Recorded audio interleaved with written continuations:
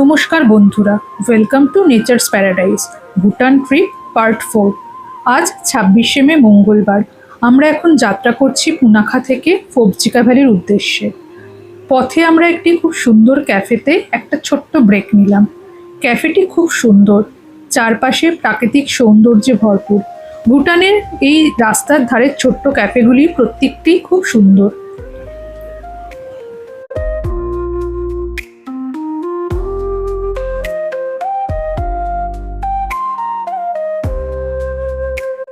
সবুজ পাহাড়ে ঘেরা এই ছোট্ট ক্যাফেটি থেকে চারপাশের প্রাকৃতিক সৌন্দর্য খুব সুন্দরভাবে উপভোগ করা যায়। বিভিন্ন ধরনের রঙিন ছোট ছোট পাখি এখানে খেলা করে বেড়াচ্ছে। এই প্রাকৃতিক সৌন্দর্য উপভোগ করতে করতে আমরা ক্যাফে থেকে বেরিয়ে এখন আবার যাত্রা শুরু করলাম ফোবজিকা ভ্যালির উদ্দেশ্যে। এখন আমরা এসে পৌঁছেছি আমাদের আজকের প্রথম ডেস্টিনেশন গাংটে গোম্পা মনেস্ট্রিতে। ভুটানের ফোবজিকা ভ্যালির একটি পাহাড়ের টিলার ওপর অবস্থিত এই গাংটে গোম্পা মনেস্ট্রি সপ্তদশ শতাব্দীতে পেমা লিংপার নাতি রিগডজন পেমা তিনলে এটি প্রতিষ্ঠা করেন। এটি ভুটানের নিংমা বৌদ্ধ সম্প্রদায়ের অন্যতম প্রধান এবং ঐতিহ্যবাহী মঠ। এখন আমরা ঘুরে দেখব এই গুম্ফার অসাধারণ তিব্বতী স্থাপত্য, চারপাশের মনোমুগ্ধকর প্রাকৃতিক সৌন্দর্য এবং এই স্থানের আধ্যাত্মিক পরিবেশ।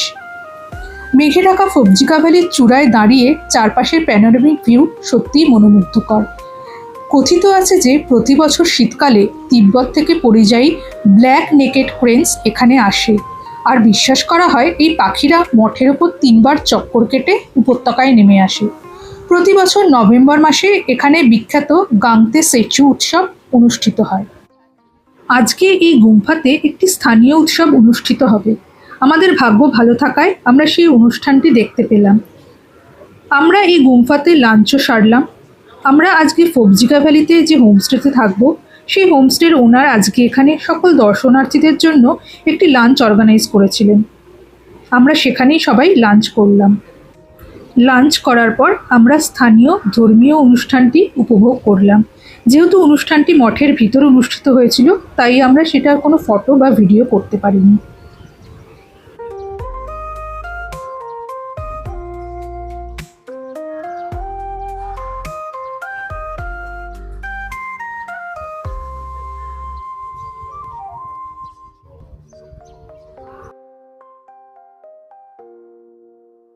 Yeah. So from here to somewhere here, we are following the little bit down there. Then we will come across like the Okay. street, Okay. and somewhere from here, then we are going for the trail. Okay. Okay. And then, we will end over there. and this is the viewpoint for the nature, like ground, and then this is stupa and then Tsering will be wait somewhere here. পুনাখাতে একটা trail start করছি। এটা থেকে আমরা ফোবজিকা যাব। এটা 4.1 kilometre, almost 2 hours লাগবে time. Let's start. Let's start. Wow. What is your name? My name is Ishituji. Isituji? Yes, How old are you? I'm 8 years old. Okay. Where is your village? Down there. Down there? Okay.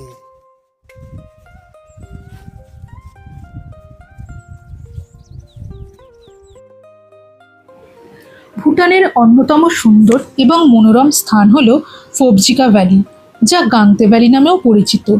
হিমালয়ের কোলে প্রায় 3000 metre উচ্চতায় অবস্থিত এই উপত্যকা তার প্রাকৃতিক সৌন্দর্য, সবুজ তৃণভূমি এবং নীরব পরিবেশের জন্য বিখ্যাত। এখন আমরা আপনাদের নিয়ে যাব ফোবজিকা ভ্যালির এক রোমাঞ্চকর সফরে।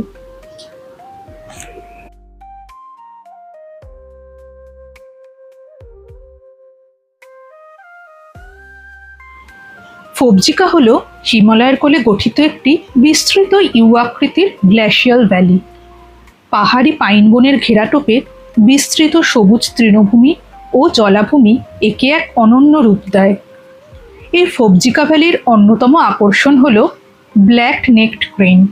শীতকালে মানে অক্টোবর থেকে ফেব্রুয়ারি তিব্বত থেকে এক বিরল ও বিপন্ন প্রজাতির ব্ল্যাক নেকড ক্রেন এখানে আগমন করে। এই পাখিদের অবয়ব ও উপস্থিতি উপত্যকার পরিবেশকে জীবন্ত করে তোলে। স্থানীয় মানুষ বিশ্বাস করেন এই ব্ল্যাক নেক ক্রেন খুবই পবিত্র পাখি। আমাদের সাথে এই সুন্দর সফরের সঙ্গী হয়েছিল একটি স্থানীয় খুদে বন্ধু। স্কুল থেকে বাড়ি ফেরার পথে সেও আমাদের এই সুন্দর সফরে সঙ্গ দিল।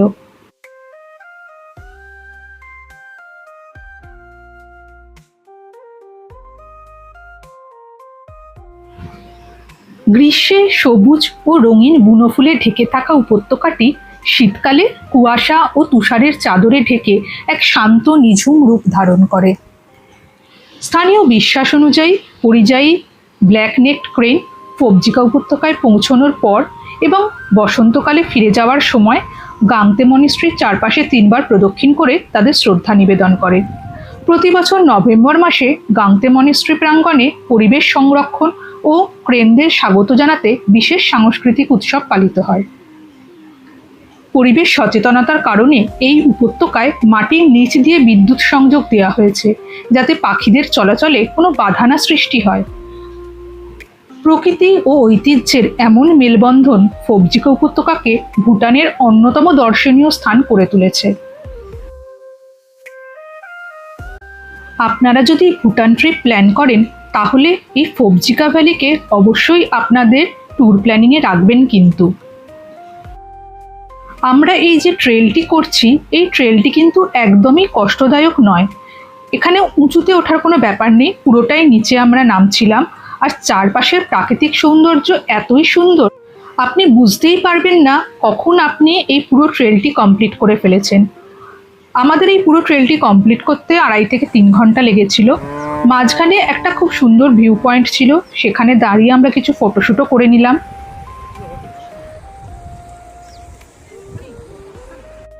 অবশেষে আমরা এসে পৌঁছলাম আমাদের আজকের হোমস্টেতে।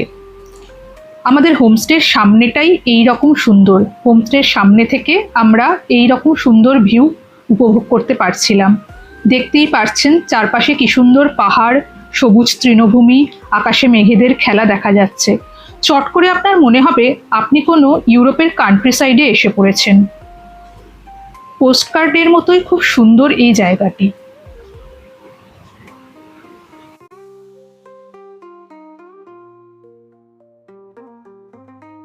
ইনি হলেন আমাদের আজকের হোমস্টের ওনার। এনারা সবাই আমাদের খুব সুন্দরভাবে আপ্যায়ন করে নিয়েছিল। এদের ব্যবহার, অতিথি আপ্যায়নে আমরা মন্ত্রমুগ্ধ হয়ে গেছিলাম। হোমস্টেটা কি সুন্দর করে সাজানো দেখুন। আমরা এসে একটু ফ্রেশ হয়ে পৌঁছে গেছিলাম হোমস্টের কিচেনে, যেখানে সবাই মিলে আড্ডা দিচ্ছিলাম। আমরা পৌঁছানোর সঙ্গে সঙ্গে আমাদের গরম গরম চা আর হোমমেড বিস্কিট দেওয়া হয়েছিল। আর রাত্রিবেলার খাবারের আয়োজন ছিল অসাধারণ। সবই ভুটানের লোকাল কুইজ। ভুটানের লোকাল রাইস, ইমাদাতসি, কেওয়াদাতসি, বাটার পটেটো।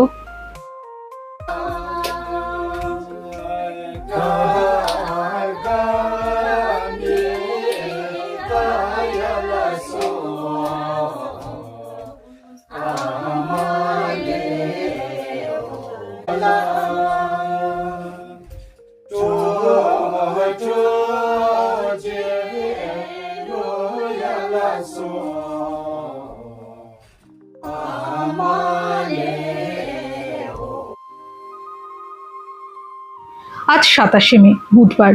আমাদের এখন এই সুন্দর উপত্যকা এবং হোমস্টেকে বিদায় জানানোর সময় হয়ে গেছে। এবার আমরা যাত্রা শুরু করব পারোর উদ্দেশ্যে। আপনাদের আগেই বলেছিলাম পবজিকা ভ্যালির সাথে ব্ল্যাক নেকড ক্রেনের এক সুন্দর সম্পর্ক রয়েছে। এই পবজিকা ভ্যালিতে একটি বিশেষ তথ্য কেন্দ্র রয়েছে, যেখানে দূরবীনের মাধ্যমে দর্শনার্থীরা পাখিদের বিচরণ পর্যবেক্ষণ করতে পারেন এবং এদের প্রজাতি ও সংরক্ষণ প্রচেষ্টা সম্পর্কে জানতে পারেন। এটা একটা মিউজিয়াম টাইপের ব্ল্যাক নেকেড ক্রেনের ওপরে। ভুটান সংস্কৃতিতে এই ব্ল্যাক নেকড ক্রেনকে পরম পবিত্র, দীর্ঘায়ু এবং সুখ সমৃদ্ধির প্রতীক হিসেবে গণ্য করা হয়। স্থানীয় কৃষকদের বিশ্বাস এই পাখিদের আগমন ফসলের ভালো ফলন নিশ্চিত করে। এই মিউজিয়ামটিতে ব্ল্যাক নেক ক্রেনের বিভিন্ন ধরনের ইনফরমেশন প্রোভাইড করা আছে।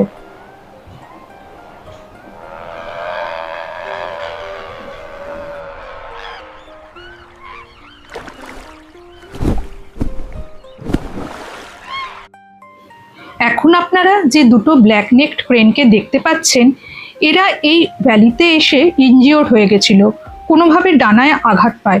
তারপর এরা আর তিব্বতে ফিরে যেতে পারেনি। এই দুটি পাখিকে এইখানে সংরক্ষণ করে রাখা হয়েছে।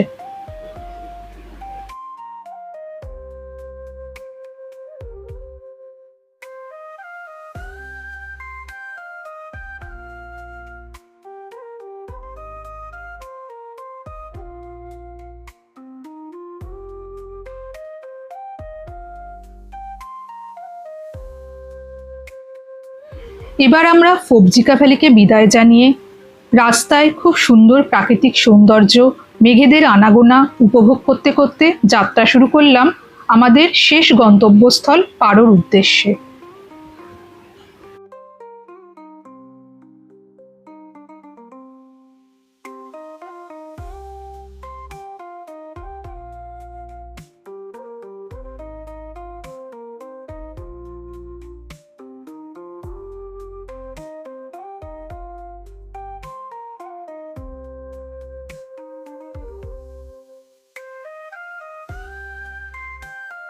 আমরা এখন পৌঁছে গেছি ভুটানের আরেকটি খুব সুন্দর ছবির মতো শহর পারোতে। পরবর্তী পর্বে আমরা আপনাদের ঘুরে দেখাবো এই পারো শহর এবং এখান থেকে আমাদের একটা ট্রেকিংয়ের অভিজ্ঞতা টাইগার নেস্ট। আমাদের এই ব্লগটি যদি আপনাদের ভালো লেগে থাকে তাহলে লাইক, শেয়ার এবং সাবস্ক্রাইব করবেন। ধন্যবাদ।